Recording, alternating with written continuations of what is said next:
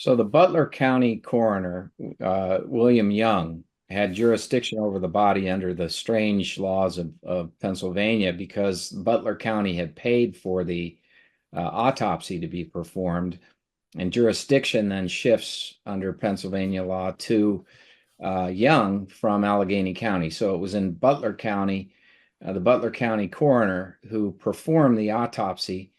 Now, the sequence of events is so quick and so bizarre that it raises in and of itself numerous questions about chain of custody. There were actions taken which destroyed evidence. You got Let me interrupt if you don't mind. I'm sorry, Jonathan. Let me interrupt real quick. I think here's what I think what you're trying to say is the Butler County coroner kind of like outsourced the autopsy to the Allegheny.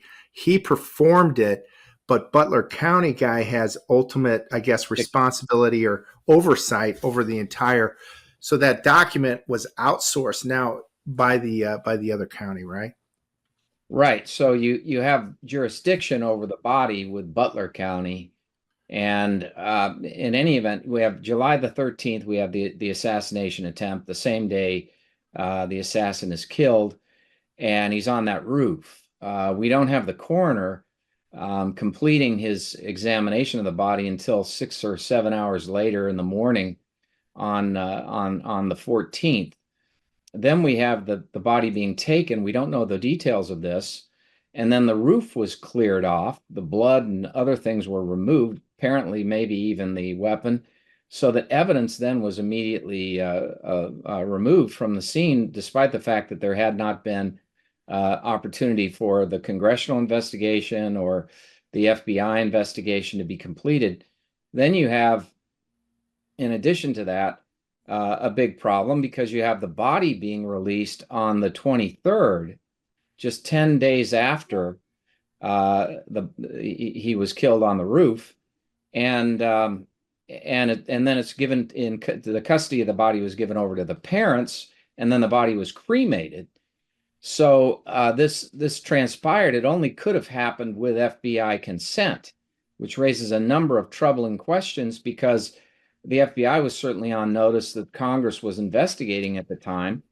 And so there shouldn't have been any destruction of the body allowed. There shouldn't have been a turnover of that body to the parents under Pennsylvania's interpretation of its law, which is similar to some 21 other states. Next of kin are given the right over the autopsy report, and so it's not public. So presently, Congressman Higgins and the Congress of the United States, the task force committee that is investigating this, does not have the coroner's report. Neither does anyone else, the FBI or anybody else, to our knowledge.